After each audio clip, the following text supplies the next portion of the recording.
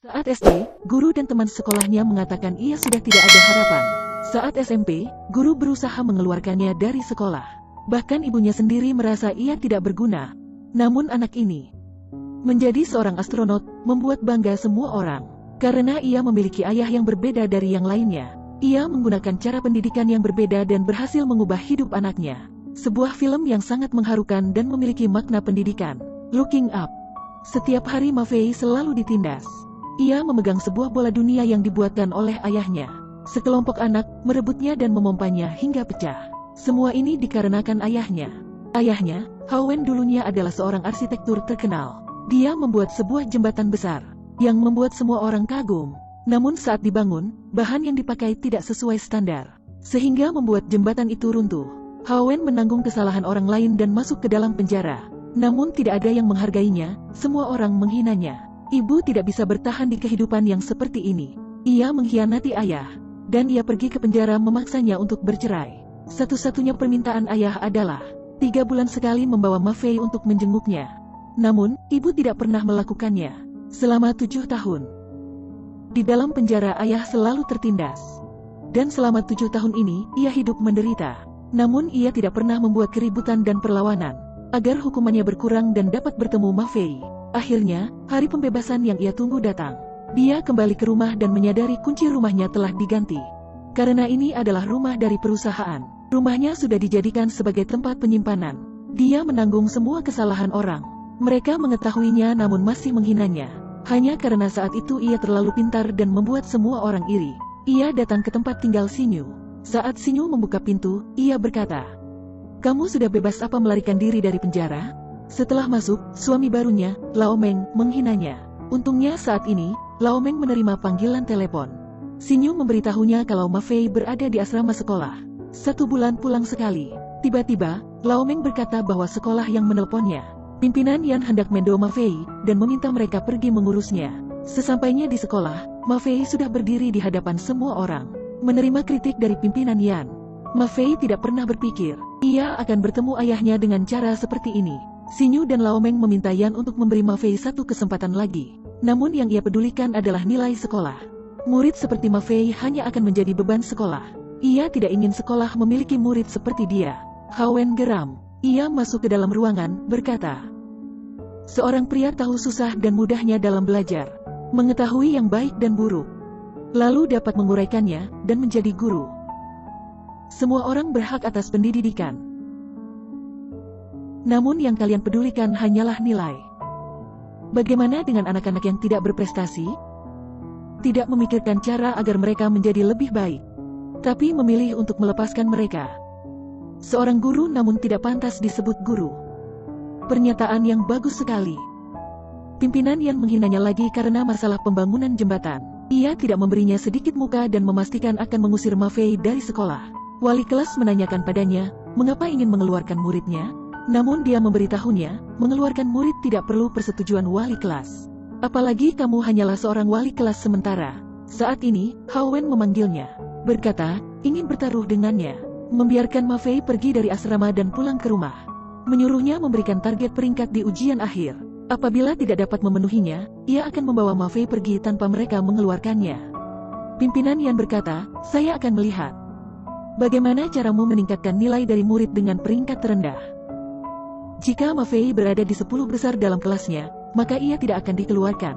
Namun, Hawen berkata, "Peringkat 10 besar dari seluruh kelas. Saya bertaruh lagi." Saat Maffei meninggalkan sekolah ini, ia akan menjadi murid terbaik sekolah. Semua orang di sekolah merasa sangat terkejut. Bagaimana murid dengan peringkat terendah di kelas, dalam waktu singkat bisa masuk 10 besar dari seluruh kelas? Sinyu sendiri tidak percaya padanya. Saat keluar dari sekolah, ia berkata, "Peringkat 10 besar. Sadar diri. Berkacalah diri sendiri. Apakah kamu terlihat seperti murid peringkat 10 besar?" Hawen memutuskan untuk membawa Maffei. Ia ingin mengubah Maffei, lalu membawa Maffei pergi makan mie dan menyuruhnya untuk memesan apa saja. Saat pemilik kedai memberinya menu, ia baru menyadari, harga mie sekarang 10 kali lipat dari 7 tahun yang lalu.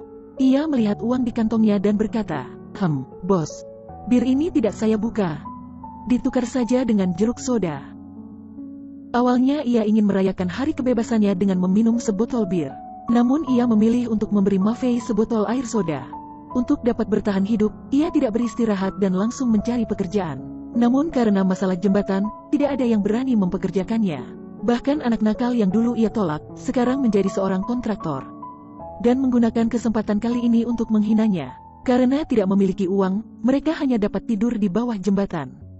Dia memperhatikan anaknya dan tidak tidur semalaman. Di hari esoknya, Xiao Liu mengalami kesulitan. Dilihat oleh Hao Wen dan anaknya. Karena bangunan terlalu besar, perlu menemukan titik di mana air dengan ketinggian yang sama untuk menaruh bahan peledak. Namun pekerjanya tidak ada yang menemukan solusinya. Hao Wen berkata, "Beri saya 500 yuan dan semua akan selesai dalam waktu 2 menit. Xiao Liu berkata, "Jika kamu dapat menyelesaikannya, saya akan memberi kamu 800 yuan." Hao Wen menyuruhnya untuk mencari pipa plastik sepanjang 40 meter. Ia mengisi pipa dengan air dan memanjat ke atas. Pipa air menjadi penghubung antara dua titik. Dengan kedalaman yang sama, cairan pada masing-masing tempat akan sama. Ia mendapatkan 800 yuan. Menggunakan pengetahuannya untuk menaklukkan Xiao Liu. Xiao Liu berkata, "Kamu bekerja untukku, untuk masalah gaji, kamu sendiri yang atur." Saat ini, Mafei sangat mengagumi ayahnya. Sudah mendapatkan pekerjaan, sekarang harus mencari tempat tinggal. Ia datang mencari murid kesayangannya yaitu Datu. Meminta bantuannya untuk mendapatkan kunci rumahnya. Namun dengan syarat, ayah harus memberikan gambar gratis kepadanya. Mereka diam-diam menempati rumah itu. Malam hari, Hao Wen bertanya kepada Mafei tentang impiannya.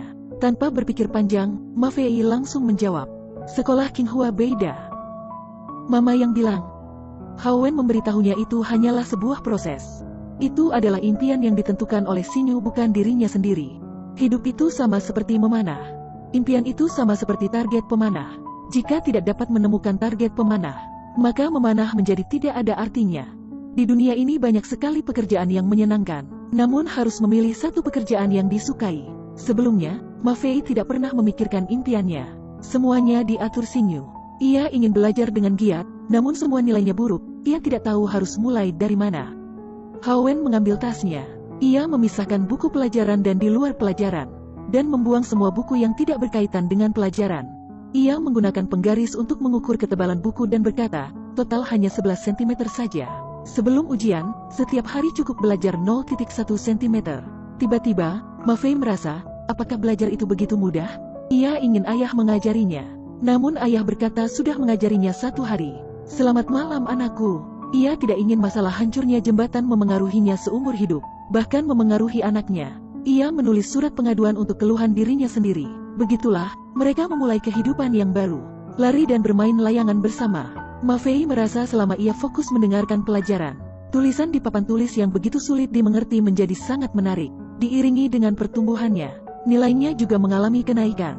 Meskipun peringkat di sekolah masih rendah, namun Hao Wen selalu memujinya dan membuatkannya sebuah model pesawat terbang. Mafei berkata ia ingin sebuah komputer. Hao Wen merasa selama ini, ia tidak dapat menemani anaknya. Karena Mafei tertarik dengan komputer, maka ia memutuskan untuk membelikannya. Setiap hari ia bekerja lebih lama di tempat kerjanya, pergi mengangkat barang serta menjual darahnya. Setelah 2 bulan, akhirnya uang sudah terkumpul. Saat anaknya melihat komputer, betapa bahagianya dia. Ia berlari ke arah ayah dan memeluknya. Namun ia tidak tahu, semua ini adalah pengorbanan ayahnya. Pinggangnya sudah tidak mampu untuk menahan berat badan anaknya.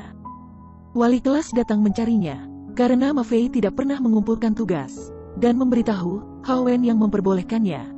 Wali kelas berkata, murid lain mengerjakan tugas sampai jam 11 malam, dan kamu membiarkan Mafei bermain komputer.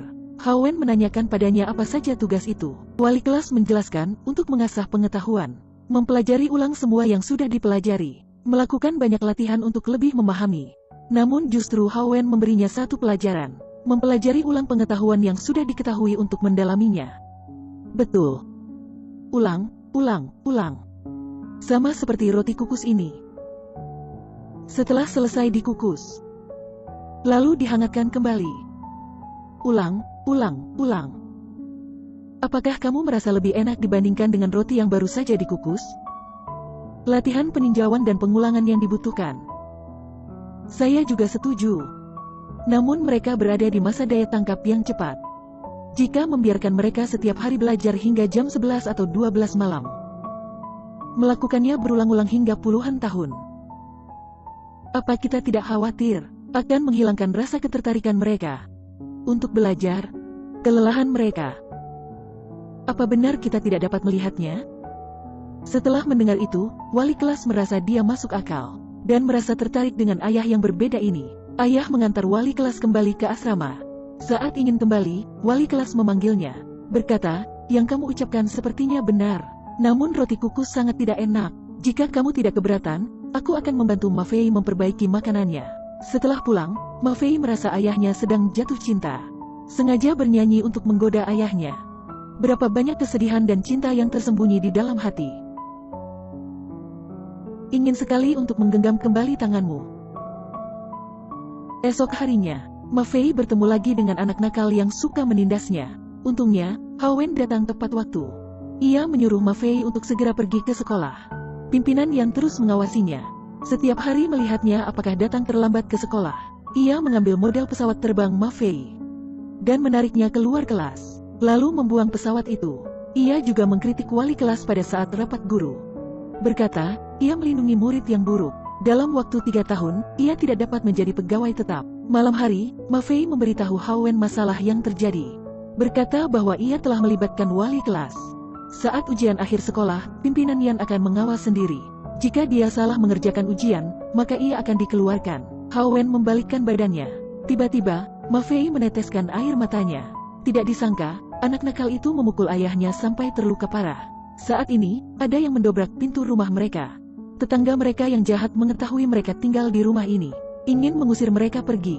Hao Wen melihat wajah mereka, menyesal karena sudah menanggung kesalahan tahun itu. Ia tidak dapat mengendalikan emosinya. Akhirnya, keluhan beberapa tahun ini ia luapkan. "Saya tidak akan menyerah. Kamu mau melakukan apa? Sini kemari." "Kemari."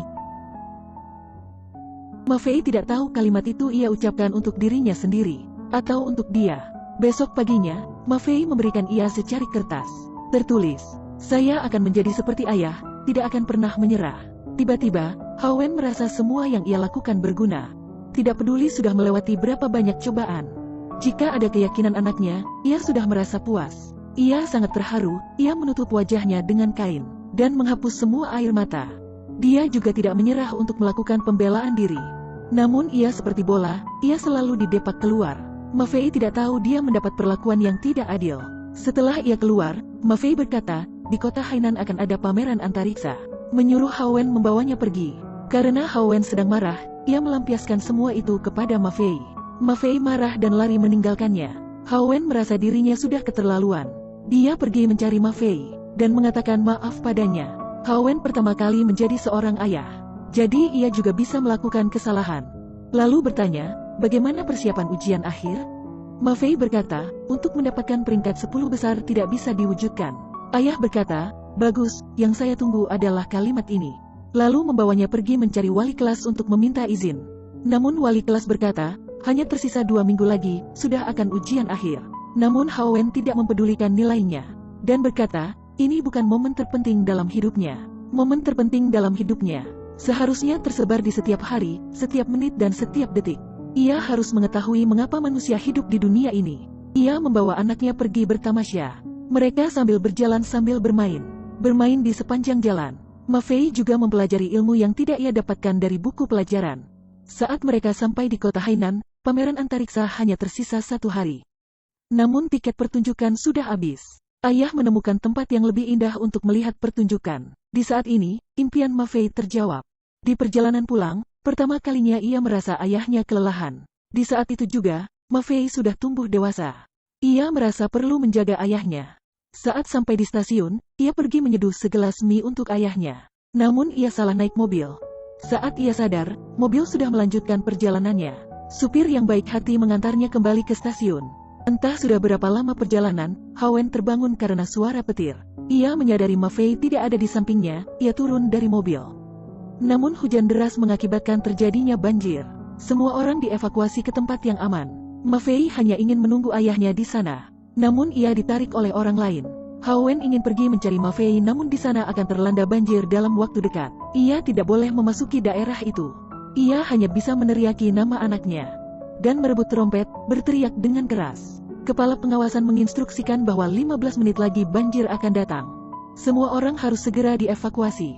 Saat ini, Ma Fei menggunakan sebuah pintu dijadikan perahu kayu dan keluar dari banjir itu. Ini bukan suatu cara yang dapat dipikirkan oleh anak berumur 10 tahun. Dan bukan sesuatu yang dapat dipelajari di buku pelajaran. Ini semua butuh dirinya sendiri untuk berpikir. Dan membutuhkan keberanian untuk melakukannya. Mereka sampai di sekolah dan ujian baru saja dimulai. Ma Fei masuk ke ruang kelas untuk mengikuti ujian. Saat ia keluar, ia menunjukkan kata oke kepada ayahnya. Beberapa hari kemudian, daftar nilai sudah keluar. Dia dengan percaya diri menarik ayahnya. Namun namanya semakin jauh dari peringkat atas. Ia mendapatkan peringkat 65 dari seluruh kelas. Pimpinan Yan menertawakannya lagi, berkata, semua murid dan orang tua harus bertanggung jawab atas ucapannya. Lakukan sesuai dengan yang dijanjikan. Wali kelas merasa pimpinan Yan sedikit aneh. Ia pergi mencari kertas ujian Ma Fei dan menghalangi mereka. Ia berkata, nilai Ma Fei adalah 641. Hanya kurang 21 nilai untuk mencapai peringkat 10 besar. Namun hasil karangannya diberi nilai 0. Hawen masuk ke dalam ruangan dan menyuruh Ma Fei untuk membacakan karangannya di depan semua orang. Selesai membaca, kepala pemimpin Yan merasa tidak sesuai dengan topik dan pantas diberikan nilai 0. Hawen tidak menyetujui perkataannya. Lalu berkata, di setiap soal pilihan, selalu ada 4 pilihan. A, B, C, D. Ini sangat bagus. Namun untuk masa depan mereka, saat menghadapi masalah, apakah akan muncul 4 pilihan? Saya tahu pilihan A, B, C, D itu sangat penting. Namun yang terpenting adalah jawaban dari mereka masih mempunyai banyak pilihan. E, F, G, H, I, J, K, L, M, N. Tidak peduli bagaimana dunia ini berubah, mereka akan memikirkan semua masalah sampai X, Y, Z. Anak-anak kami dapat menentukan hidupnya sendiri. Bagus sekali. Kepala sekolah merasa argumen ini sangat bagus, dan menyuruh seluruh guru memberi nilai. Ia mendapatkan 3 nilai 0 dan 3 nilai penuh. Dan rata-rata dari guru adalah 22.8. Dan tepat menjadi peringkat 10 besar. Kepala sekolah memberitahu pimpinan Yan, murid seperti ia yang bisa mempunyai pemikiran sendiri harus lebih banyak. Dengan begitu, negara akan semakin maju. Beberapa tahun kemudian, teman sebayanya sedang menyiapkan UN. Namun, Ma Fei mendapatkan surat pernyataan menjadi pilot. Dia dengan senangnya pergi menemui ayahnya. Hawen menangis terharu. Ia dan wali kelas juga membentuk sebuah keluarga baru. 10 tahun berlalu, Ma Fei dari pilot menjadi astronot. Namun, Hawen tidak pernah menjenguknya, karena ia merasa dirinya pernah berbuat salah. Di hari ini, ia sedang memakan mie di sebuah restoran. Ia mendengar Datu sedang melakukan transaksi dengan orang lain. Ternyata, hancurnya jembatan adalah perbuatannya. Ia mengambil keuntungan dari konstruksi sehingga semua bahan pembangunan tidak sesuai dengan standar. Hawen tidak dapat mengendalikan emosinya lagi. Seumur hidupnya hancur begitu saja di tangan murid kesayangannya. Setelah mendapat bukti, ia kembali melakukan pengaduan dan membuat masalah ini menjadi lebih besar. Saat ini, Ma Fei memenuhi syarat untuk menjadi astronot. Pemimpin berkata, kalau kamu sudah berhasil berada di ruang angkasa, apa artinya? Fokus semua orang akan ada di kamu. Kalau ayahmu masih melakukan hal seperti itu dan membuat masalah itu menjadi lebih besar lagi, itu akan mempengaruhi masa depanmu. Ia berharap tidak melihat berita seperti itu lagi. Setelah beberapa tahun, Hawen datang menjenguknya. Karena ia merasa reputasi nama baiknya akan kembali. Ia mengatakan ke Ma Fei, kasus ayah akan ada hasil. Namun Ma Fei mengatakan, apa ia bisa melepaskan hal itu? Jembatan sudah hancur dan masalah ini sudah berlalu lama. Jika masalah ini diselesaikan, hanya akan mengembalikan reputasi namamu. Bisa tidak untuk mengakhiri masalah ini? Hawen sangat sedih mendengarkannya. Sebelum ia pergi, ia berkata, sekarang saya baru tahu. Pendidikan yang saya ajarkan adalah sebuah kegagalan. Saat Ma Fei sudah siap melakukan penerbangan, ia tidak memberitahu Hawen. Mereka berhasil terbang ke ruang angkasa. Saat sedang berbahagia, serpihan ruang angkasa menghancurkan modul perisai panas dan antena. Mereka kehilangan komunikasi dengan orang-orang di bumi. Dan ini berarti, peluang untuk mereka bertahan hidup sangatlah rendah. Hawen khawatir dan tidak bisa tidur. Ia mengeluarkan senter, mengarahkannya ke langit dan terus memutarnya. Dia ingin menunjukkan jalan pulang kepada Ma Fei. Ma Fei membawa bola dunia yang diberikan Hawen padanya. Di dalam itu berisi kertas yang ia tulis untuk ayahnya. Hawen menaruhnya di dalam sana, bertujuan untuk menyemangatinya saat ia menghadapi masalah. Ia memakai baju luar angkasa dan berusaha untuk mencari jalan keluar. Namun ia hanya memiliki waktu 3 menit. Setelah 3 menit, oksigen di dalam baju luar angkasa akan habis. Ia berusaha untuk membetulkan antena. Jika antena dapat dibetulkan, maka mereka bisa berkomunikasi kembali dengan orang yang ada di bumi, lalu menerima data orbital dan dapat kembali ke bumi. Namun, tali pengamannya tersangkut. Ia menabrak lempengan keras dan pingsan. Saat ini, ia mendengar suara Hawen yang sedang memanggilnya. Lalu ia terbangun. Waktu hanya tersisa beberapa detik. Ia hanya bisa mempertaruhkan nyawanya. Membuka tali pengamannya, jika berhasil ia bisa kembali ke bumi. Kalau tidak berhasil, ia akan menjadi sampah di ruang angkasa. Dia melihat target dan memasangkannya. Ia berhasil melakukannya. Setelah antena berhasil dipasangkan, pusat komandan mulai bersorak. Ini adalah sebuah keajaiban. Ma Fei berkata, "Ayah, pendidikanmu tidak gagal." Beijing, Fajar 16. Berhasil memasang prosedur kembali. Kita akan segera kembali. Sinyal telemetri tidak bermasalah. Kami sudah memasuki orbit perjalanan kembali.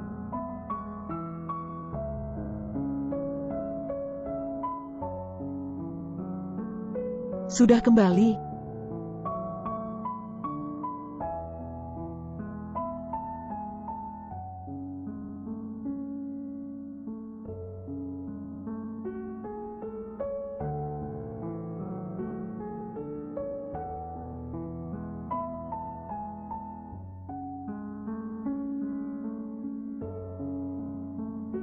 China, semangat. Seperti memberikan penghormatan kepada pahlawan. Saat ini, Hawen merasa sangat bangga. Ia berjalan menuju Ma Fei, tampak belakangnya sudah begitu tua. Kasusnya pun sudah diselesaikan.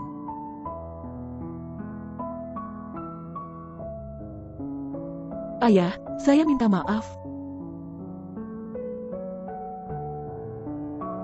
Saya juga pertama kali belajar menjadi seorang anak.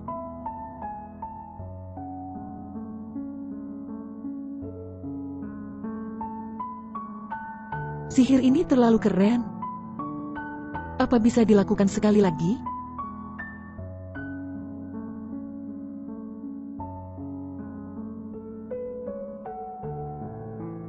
Film ini diberikan untuk para ayah dan seluruh anak. Seorang guru biasa hanya dapat mengajarkan materi di dalam buku pelajaran. Guru yang baik tak hanya mengajarkan teori, namun juga mengajari bagaimana menjadi manusia yang berguna. Dan seorang guru yang bijak akan memberitahumu arti dari seorang guru. Ia akan menciptakan kehidupan dan bahkan mengubah kehidupan kamu. Ia seperti sebatang lilin, membara diri sendiri, dan menerangi orang lain. Ayah Ma Fei seperti seorang guru yang bijak. Ia mengubah hidup anaknya dengan pendidikan yang bijak, melepaskan pendidikan awal, melepaskan latihan yang berulang-ulang.